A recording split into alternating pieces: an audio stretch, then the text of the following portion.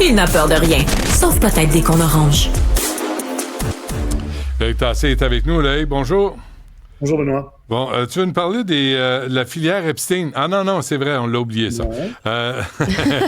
Parlons de ce qui se passe en Italie.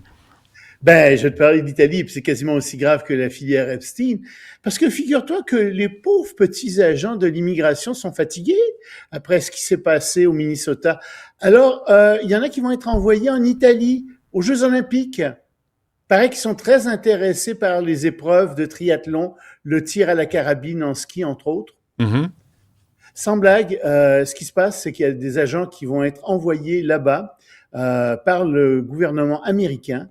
Et en Italie, il y a une vague de protestations contre ça parce que, évidemment, ces agents ont une mauvaise réputation, la réputation d'être des brutes, d'être mal formés. Et les Italiens disent non, on veut pas de ces gens-là. Théoriquement, ils sont là pour aider les autorités italiennes à lutter contre le terrorisme, donc pour faire du contre-terrorisme, mais ça va tellement mal que Marco Rubio a dit « vous savez, en fait, ils vont surtout s'occuper de la délégation américaine, etc. » Mais ça te montre l'écho que ce qui se passe au Minnesota a eu dans le reste du monde. L'Italie, c'est pas tout le reste du monde, mais je pense que c'est un écho qui s'est répété un peu ailleurs, s'est répercuté ailleurs. Mauvaise réputation de ces agents, et c'est pas certain qu'ils soient capables d'y aller. Il y a des députés italiens qui disent à la première ministre, tenez-vous debout pour une fois devant Donald Trump et dites-lui non, tout simplement. Bon, et on a peur d'attaques des États-Unis contre l'Iran. On s'y attend ou pas?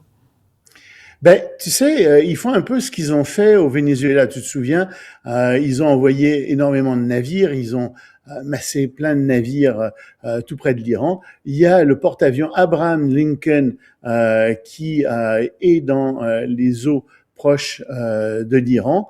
Et donc, on a vraiment l'impression qu'il y a une attaque qui est en train de se planifier contre l'Iran. Et on se souviendra que Donald Trump, au début des grandes manifestations qu'il y a eu en Iran, a dit si vous tuez des manifestants, moi, je vais vous envoyer de l'aide.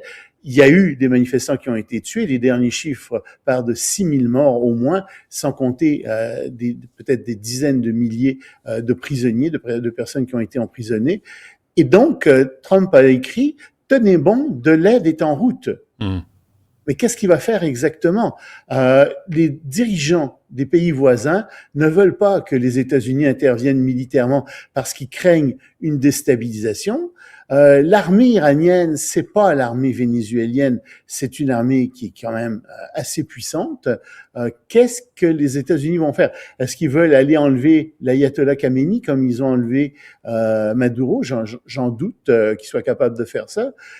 C'est fort probable, en tout cas, que s'ils attaquent, on voit les mêmes armes à l'œuvre, en particulier cette espèce d'onde qui détraque les gens, qui détraque les esprits. Tu sais, on en avait parlé il y a une semaine.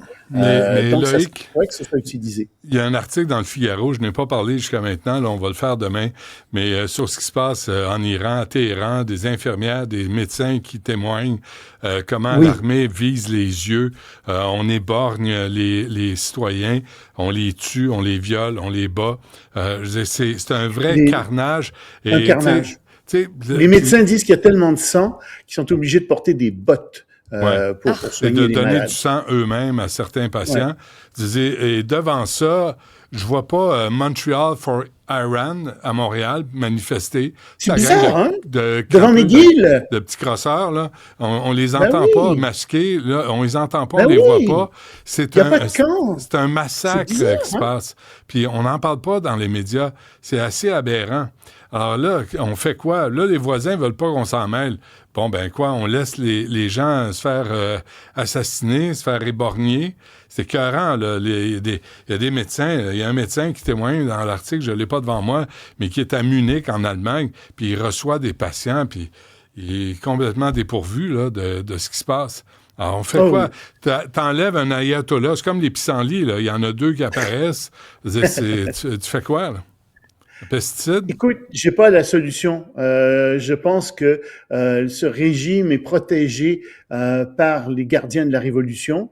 C'est 200 000 personnes qui sont très armées jusqu'aux dents. Et ça veut dire ça viser ces gardiens de la Révolution. Je sais pas moi si l'armée américaine est capable de faire ça rapidement. Je sais pas exactement ce que ça signifie. Non, mais je la te signale France, qu'au Venezuela, mais la France, Starmer, là, tous les bons gauchistes, Carney, ils veulent pas envoyer quelqu'un. Il me semble qu'une force internationale débarque en Iran parce que le peuple est en train de se faire massacrer par les ayatollahs et les militaires. Mais on fait rien. c'est ça, c'est une question qui est bien difficile. Est-ce que tu envoies l'armée quelque part parce que tu n'aimes pas le régime quelque part? Tu sais, on a fait ça en Irak. Le régime. Ils sont en train de massacrer la population. Oui, en 2022, avec Massa Amini, la jeune de 22 ans qui a été tuée parce qu'elle portait mal le voile, on a aussi laissé faire. Quand on envoie des caméras et on dit la job est faite. C'est un régime comme toi, c'est un régime qui me répugne, ce régime-là. C'est un totalitarisme religieux qu'il faut dénoncer. Mais le problème, c'est, regarde ce qui s'est passé au Venezuela. Le régime est toujours en place, que je sache. Ouais. Ça n'a pas changé. Puis il n'y a même pas eu accès, Trump, au pétrole du Venezuela comme tel. Qu'est-ce qu'il va faire en Iran? Il faut pas que la situation soit pire après une intervention américaine qu'elle était avant. Ça serait terrible. Mais je suis d'accord avec toi. Il faudrait faire tomber ce régime, mais à quel coût? Qu'est-ce que ça implique? Moi, je suis pas prêt à me prononcer encore là-dessus. Mais comme toi, je constate que les Iraniens sont courageux, qu'ils descendent dans la rue, qu'ils en ont marre de ces systèmes religieux totalitaires. Mais... Bon, et avant qu'on se quitte, Loïc, signature d'un traité de libre-échange. On en a parlé hier. Ouais. Oui, on en a parlé hier entre l'Inde et l'Union européenne, mais on a plus de détails là-dessus. On n'avait pas beaucoup de détails hier là-dessus. Ce qu'on sait, c'est que l'Europe va augmenter ses exportations de vin et d'auto en Inde. L'Inde, elle, va augmenter ses exportations de textiles et de médicaments en Europe. Et puis, l'Inde va diversifier aussi son approvisionnement en armes. Ça, on le savait déjà. Alors, des chiffres, les tarifs indiens sur les autos européennes vont tomber de 110 à 10%. Ça va beaucoup aider les Européens, ça. Et les tarifs sur les vins vont tomber de 150 à 20% en Inde. Et puis, il y a aussi d'autres tarifs qui vont tomber. Les tarifs sur le chocolat vont passer de 50 à 0%. Donc, ça va beaucoup aider l'économie européenne.